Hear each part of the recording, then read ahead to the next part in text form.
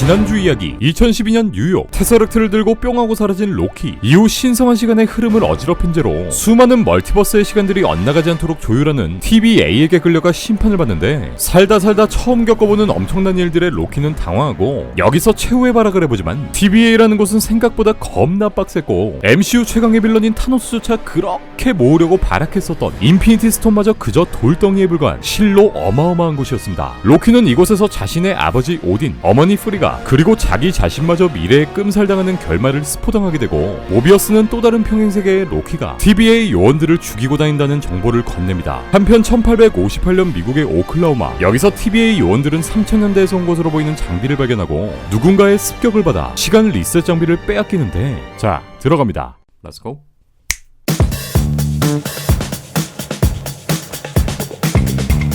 1985년 미국 위스콘신주의 오시코시 마을 변종이 감지된 이곳에 TVA 요원들이 등장하고 1화의 마지막에 등장한 의문의 인물이 C20 요원을 마법으로 통제 후 다시금 TVA의 타임 리셋 장치를 훔쳐 달아납니다. 로키는 본격적인 TVA 활동에 들어가게 되었고 이렇게 미스 민스를 통해 1대1 과외를 받게 되죠.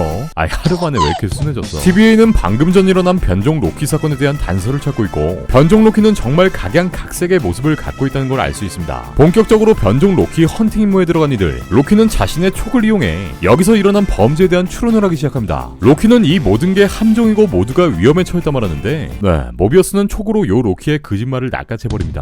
범죄가 벌어졌던 이 장소의 타임라인을 리셋하고 C20 요원은 MIA 즉 놓쳐버렸다는 미신인 액션의 메시지가 노출됩니다. 타임키퍼스의 동상이 보이는 이곳 라보나의 개인 사무실에 온 모비어스는 만담을 나누고 위험 요소인 로키를 맘대로 끌어들인 것에 대한 불만을 가진 라보나를 설득합니다. 모비어스는 입만 열면 구라를 치는 로키가 언젠간 본인들에게 도움이 될 것이라 확신하죠. 로키는 모비어스에게 자신이 쓸모있는 사람이란 걸 겁나게 어필하고 본인이 모비어스보다 10걸음 앞서 있다고 자만하기까지. 하지만 모비어스에게 요 촉새의 말이 1도 먹히지 않고요. 모비어스는 너만의 관점을 통해 변종 파일들을 조사해보라 숙제를 주고 로키는 겁나 귀엽게 공부를 시작합니다. 여기서 TVA의 기원이 담긴 기밀 문서들을 빌리려 하지만 결국 얻게 된 건 본인의 정보뿐이었다고. 하지만 여기서 아스가르드의 파괴와 관련된 문서를 확인 후 이 멸망과 관련된 아이디어가 뇌리를 스치는데 로키는 모비어스에게 달려가 아포칼립스 즉 종말에 대한 이야기를 꺼내고 본인의 고향인 아스가르드를 포함한 모든 행성과 사람들이 결국 이렇게 파괴되는 운명이라면 종말이 일어나기 전 본인의 행동으로 인해 결과가 바뀌지 않을 것이며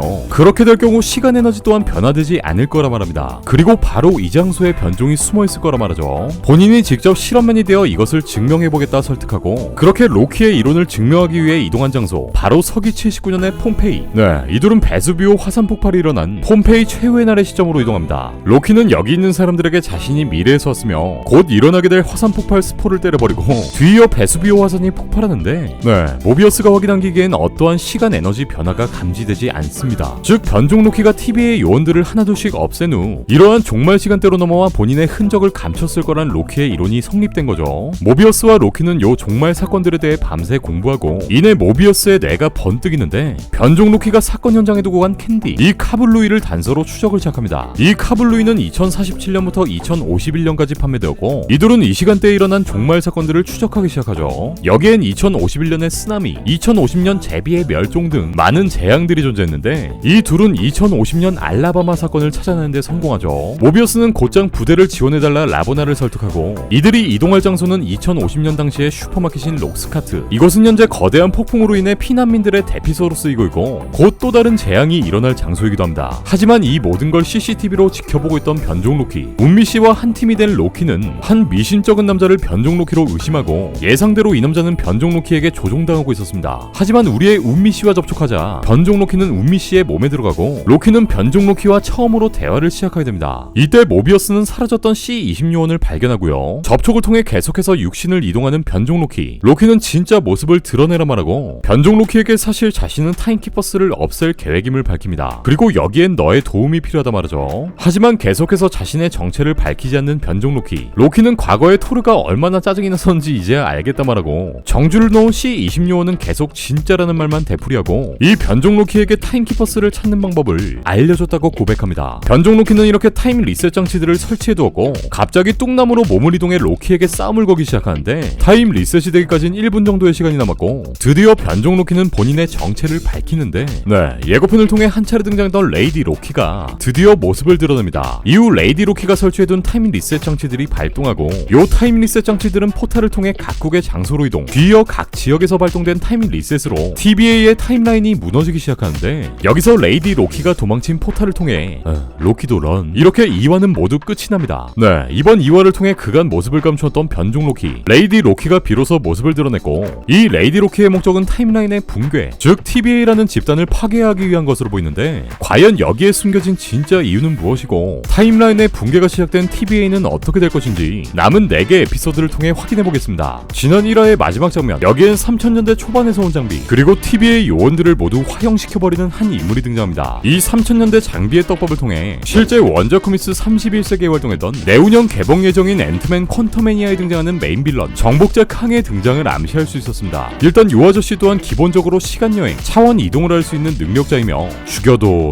계속해서 또 다른 미래에서 오는 그야말로 날파리 같은 존재로 로키와 같은 시간여행 에피소드, 그러니까 앞으로의 멀티버스 사가가 열리게 될 MCU에 아주 필연적인 캐릭터이기도 합니다. 이 캉은 먼치킨 수준의 파워를 가지고 있어 타노스 이후의 최대 빌런으로 주목받기도 했었는데, 실제 원작 코믹스 언캐니 어벤져스 2화에선 이렇게 셀레트리얼의 코스믹 에너지를 얻기 위해 로키로 위장했던 이 에피소드 또한 등장했었기 때문에 모비어스가 말하는 이 다른 평행세계의 로키가 사실 로키가 아닌 또 다른 인물일 수도 있다는 예측 또한 해볼 수 있겠네요. 로키의 감독이자 각본가인 마이클 월드로는 최근 머피의 멀티버스와 인터뷰를 진행하게 되었고, 여기서 이 로키가 앞으로의 MCU에 미치는 영향에 대한 이야기를 꺼냅니다. 월드로는 이 로키의 쇼가 방대한 세계관을 그리고 있는 마블의 원작 코믹스 시크릿 워즈의 스토리 라인으로 흘러가는 건가요? 라는 질문에 일단 두고 보자 라고 답변합니다. 마블의 원작 코믹스 시크릿 워즈, 이 원작 코믹스는 어벤져스 인피니티 워 그리고 어벤져스 엔드게임만큼이나 마블의 거대한 판을 그리고 있는 작품이기도 한데, 요 시크릿 워즈에 대한 컨텐츠는 바로 어제 올라온 영상을 확인해주세요. 인피니티 워와 엔드게임의 메가폰을 잡았던 루소 형제 또한 이전에 이 시크릿 워즈 제작에 대한 지대한 관심을 내비쳤고, 앤서니 루소는 이 작품을 두고 여러분이 상상할 수 있는 가장 큰 영화가 될 것이라고 언급한 적이 있는데, 때문에 로키의 각본가인 월드론의 발언을 통해 이번 로키가 향후 이 시크릿 워즈로 가게 되는 첫 번째 발판, 바로 평행세계들이 서로 충돌하고 평행세계 간의 혼란이 가중되는 이야기가 전개될 수 있을지도 모르겠네요. 네, 이는 내년 개봉되는 닥스 속편과도 이어지게 될 확률이 높을 것으로 보이고, 제목대로 광란의 멀티버스를 보여줄 것으로 보입니다. 어찌됐건 이번 로키를 통해 MCU의 본격적인 평행세계 스토리가 시작되었고, 마블의 시간체계를 통제하고 다루는 닥터 스트레인지와 이 TBA와의 연관성, 인피니티 스톤 따위는 그냥 종이 받침대로 쓰이는 이 TBA라는 단체가 향후 MCU에 어떠한 영향을 미치게 될지도 주목해봐야겠습니다. 그럼 전 다음주 로키의 3화 리뷰로 다시 돌아올게요.